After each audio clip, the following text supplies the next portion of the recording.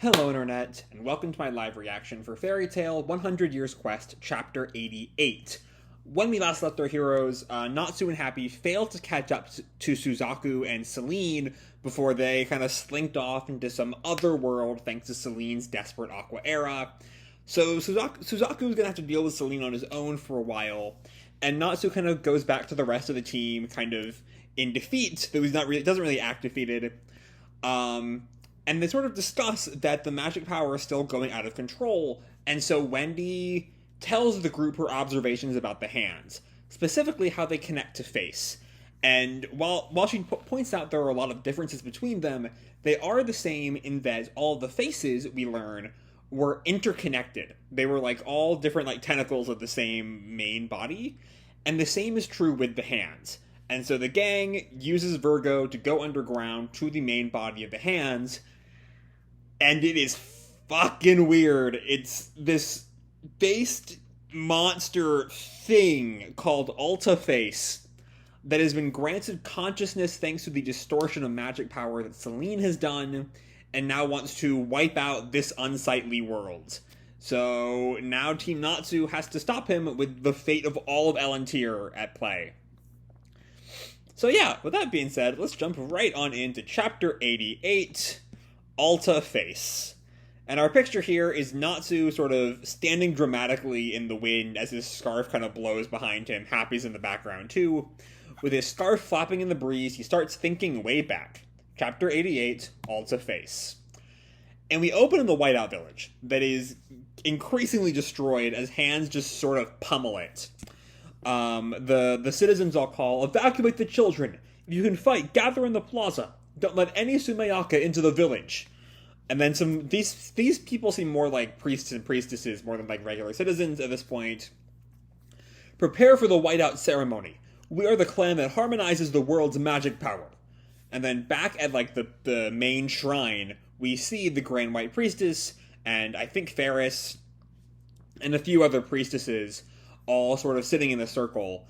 I think now that Celine's gone, they might be able, because they've initially said that once Celine is out of the picture, there won't be any more of an active distortion, and they can maybe, get rid of the excess magic power on their own. Admittedly, they did not know about Alta Face at the time, but I think they're going to at least, especially if they are aware that Celine is sort of slunked off to some other dimension, they might be trying to calm down the magic power right now. I'm not quite sure it will work because of Alta Face, but that's my best guess as to what they're up to. Anyway, the Grand White Priestess talks. "In times of old, there was a monster they described as a calamity in this world. A monster that gave rise to magic power and amplified it without limit. Alta Face." So we see Alta Face is a creature of legend. We see this nice little like stone painting of Alta Face. And some of the citizens who are in the room sort of react, "Alta Face!" And the priestess continues as Ferris sort of gets kind of uncomfortable. "Using its magic power, this monster ruined cities, erased the land, and swallowed the seas. It is said our esteemed ancestors of the Whiteout village waged battle with it many times, and over many years Alta Face was sealed underground." Okay, so I had thought that Alta Face was initially just sort of a manifestation of magic power that only recently gained consciousness, thanks to Celine. But it seems more like it was conscious, and then maybe it sort of was forced into hibernation, and now that Celine has distorted the magic, it's now sort of been roused. Maybe that's the vibe that's going on. Anyway, the priestess continues, "But while this brought peace to the world, in time those we came to know as hands appeared. The villagers soon realized that they were a part of Alta Face, and thus tracked them down and cut them off. But after several centuries passed, it was learned that the hands harbored no ill intent. They would give rise to the devils known as Sumayaka on occasion, but even that was rare." Okay, so the hands, before Celine showed up, were just sort of there, which, as I recall, Ferris and Toka weren't particularly scared of the hand when we first saw it, until the hand grabbed them and tossed the whole gang into the heavens. So this kind of fits with what we saw with Ferris and Toka back then. Anyway, thus the menace of Alta Face was all but forgotten. And Ferris looks at her. Grand White Priestess, that story. Is it because of Alta Face that this world, that Elantir is overflowing with magic power? And the priestess says, Indeed. As long as it was sealed, we were able to maintain harmony with the power of Whiteout.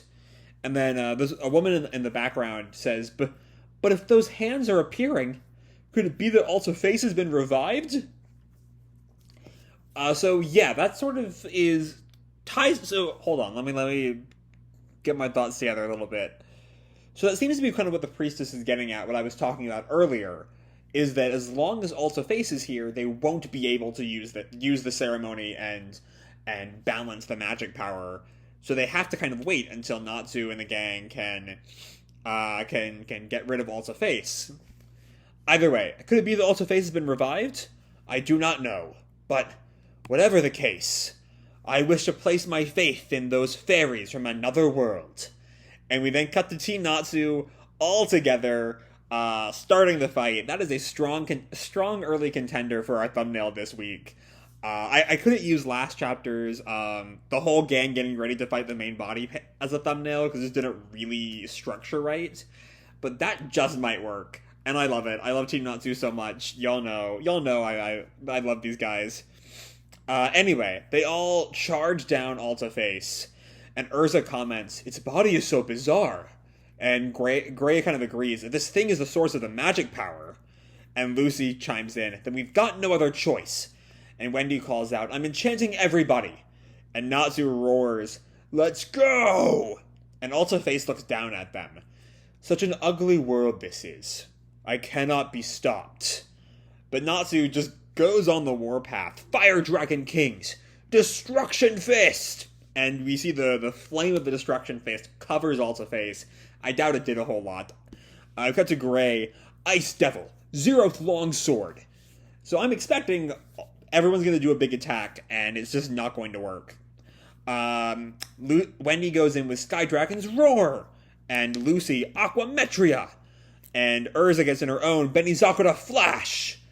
And as the smoke clears, like I told ya, Alta Face is completely unscathed.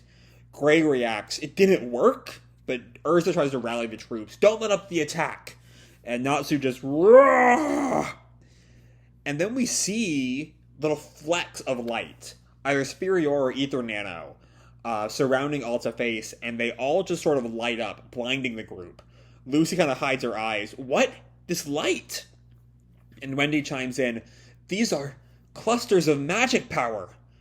And the light just shines between them. It gets this really nice sense of scale between Alta Face and the wizards, who are just like itty bitty specks compared to Alta Face. But all of a sudden, everyone's kind of frozen. "What's going on? My body won't move." And Urza as well. "I cannot use magic." And Lucy's just sort of up in the air screaming, "How did this happen?" And Wendy chimes in, "The Ether Nano concentration is too high." And it looks like that blast makes it all the way to the surface, sending Team Natsu up out of the cave, maybe? Or maybe not, because Natsu lets out a "damn it all," and he lands back on the cave with Alta Face. So I think it's just the size of that blast is the point of that earlier shot. I thought maybe it was Team Natsu being blasted up to the surface again. But no, they're still down there. It's just Alta Face can just create beams like that, and I don't know how we're going to beat that. Anyway, Gray calls out, "How the hell can't we use magic if it's pouring out so much magic power?" And Lucy kind of picks up on that. That is strange. And Urza sort of glares Alta Face down. "Damn." And then Irene comes back to Wendy. "It is an overflow." And Wendy notes, "Irene-san?" And Irene continues, "Because your magic power has been pushed to its limits, your body thinks its magic power has reached 0. What? For instance, suppose you have something that can only display up to 99. How will the display look when it reaches 100? And it's 0. Okay. So I think basically what's going on is, I guess magic power works like a pitch counter. going back to my old Little League scorekeeping days. How if you just click it enough times, it'll sort of go up to the next thing, and then if you reach, in the case of the scorekeeping thing, 9,999 or something, and you try to click it again, it just goes back to 0. It's a little bit weird that magic works like that, but basically they have so much magic power, they reach their limit of magic power, and then going just a little bit more, which tricks the body into thinking it's 0. It's one of those things that, like, the more I think about it, the less it makes sense, but it's also one of those things that's not really... It's not one of those things that takes me out of the experience too much. It's just sort of a accept it and move on kind of thing. But it's a little bit of a weird explanation. Anyway, Irene kind of responds, correct. That's why your body is mistaking your magic power for being at 0. But the reality is different. The magic power it produces makes all of your magic power stronger than its limits. I will help you remember about your body. And she's sort of, I guess she's going to help their bodies realize that they have even more magic power than usual, I guess. Your magic power and your body. How many hardships have they overcome? And we have all these flashbacks to what looks like maybe a Racion Seis arc coming up on Nirvana, maybe?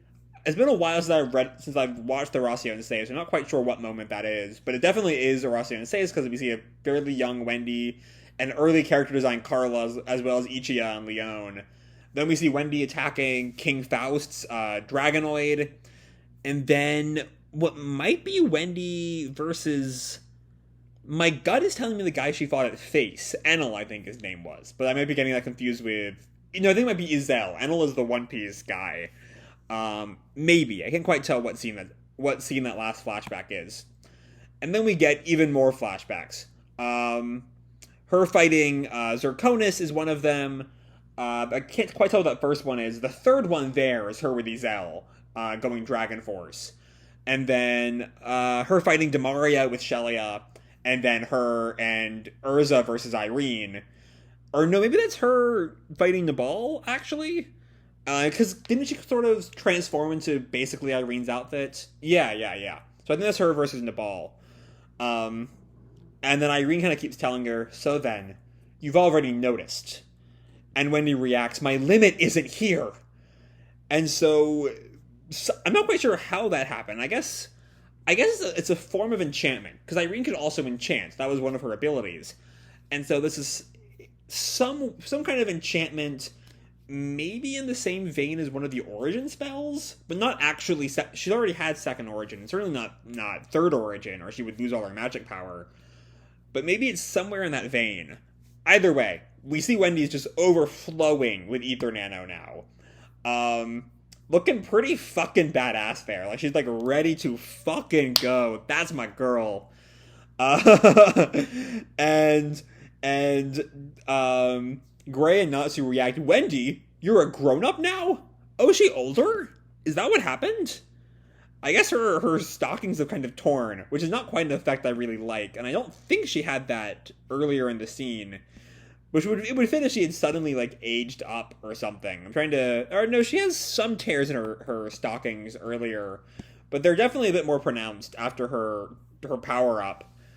But I can't quite tell if she is supposed to be older. She doesn't look that much older. Either way, I guess so. And Wendy snaps back, this is only temporary! And then she gets uncomfortable seeing how little her boobs have grown. Okay, alright, moving on. But then she calls out to the group, everyone, this is just a misunderstanding of the body. Your magic power hasn't reached 0. It's gone beyond its limits. So I guess it's not quite an enchantment thing, because all Wendy has to do is tell everyone that, and we see Urza start to feel that increase in magic power beyond its limits. Trust your bodies. Remember the ways you all fought. And Natsu lets out a roar. And Lucy also feels the coming strength. My magic power, Gray as well, is coming back. No, this is... And Urza picks it up. Power beyond our limits. And Wendy goes on the attack. This state won't last long. So while we still can... And Natsu and Lucy come down. Let's do this! Right! Urza and Gray now We'll hone our magic power. Let's go! And they all head straight towards Alta Face. They land on it. Alta Face just tells them, how ugly. And Natsu just snaps back, who cares if we're ugly or beautiful? No matter what anybody says, we do things our way. And they slam straight on into Alta Face. And Alta Face cracks. It starts to shatter. And just come apart. The group has seemingly destroyed Alta Face. Just like that. I'm gonna have some things to say about that when we get to the retrospective in a bit, but we got one page left. I'll finish off the chapter first. As rubble just falls all around them, and Natsu shouts out, "That's what it is to be a fairy tale wizard!" To be continued. Okay, so let's talk about them beating Alta Face like that. So, and one part of me is like, it's too easy. But I can let that go by, they have all this extra magic power, so they're even stronger than they've ever been, and we know how strong they are, yada, yada, yada. I think it's just kind of a letdown. We see the gang is at full power, or beyond full power, and what do they do with it? They just smash headfirst into Alta Face, and then they're done. It's kind of disappointing. Like, it'd be one thing if they all used superpowered versions of their normal attacks, sort of giving each of them a moment to shine, giving a bit of creativity, see how they can use their powers when they have even more magic power than usual. Seeing even more powerful flames, more powerful ice, wind, I guess water with aquametria, and even more powerful requip form for Urza, maybe. But instead, they just sort of run headfirst into Alta Face and then it breaks. Which is just kind of anticlimactic. And then we have the Natsu's whole, who cares if we're ugly or beautiful, no matter what anybody says, we do things our way, that's what it means to be a fairy tale wizard. That's just, I don't know, something about that. Like, it's a kind of speech we've seen over and over again, and this, it almost feels kind of perfunctory there. Like, oh, they're having this big boss fight. Of course, Natsu has to give a big speech about what it means to be in fairy tale. I don't know. The end just kind of didn't really land for me. And especially given how, cool and creepy Alta Face's design was, it's a little bit disappointing to have him go out just like that. Though, maybe he's still somewhere in the rubble or something and he'll reform. You can't quite say for sure. Maybe we'll have more of him. But if this is the end of Alta Face, it's kind of a disappointment. And even the whole Irene thing is just really weird. It's that, like I said earlier, isn't really, enjoyment breaking. Like, the gang just tackles Alta Face and he dies is, but still is just really weird. The description that Irene gives off doesn't quite work with a body. I don't know. Like, I can almost follow it, but it just doesn't really seem to work. The metaphor doesn't feel like it should carry over to the actual events. But it does, so let's just kind of roll with it, I guess. I don't know. There's some good things in this chapter. I'm always down for a quick greatest moments montage. But if this is the end of Alta Face, it's kind of disappointing. That's my final say. I will say, though, if there had to be a villain in this arc that they just sort of tore through like this, I'm glad it was Alta Face who was introduced to all of last chapter, and not, Celine, who's been built up for well over a year now. I think she first showed up in, chapter 50, a year and a half ago. And I'd be much happier with Alta Face getting just sort of taken out like this, rather than Celine, who is the big threat, and has been the big threat for a while now. But yeah, it's just not a great chapter. Again, Alta Face could be fine in the aftermath. I think it could kind of go either way. I sort of feel it's 60-40-ish, maybe 70-30, with the 60 or 70 being Alta Face is down, and 30 or 40 he'll get back up or reform or still be around in some way. Especially because we get this whole, sort of lore thing for Alta Face. I feel like I kind of expect Mashima to show us some more of Alta Face's perspective before Alta Face dies. But maybe not. Maybe Alta Face is just kind of dead. And it was a weird little diversion, and now we'll move on. I don't know. But yeah, until next time, we'll have to sort of leave it here, and in a couple of weeks we'll see how all this has shaken up. So yeah, I'm going to leave this video off here, I think. Hope you all enjoyed the chapter and the video itself. If you did, feel free to drop me a like or subscribe, you know, do whatever makes you happy, you know. And as always, people, your life is your own, okay? Bye!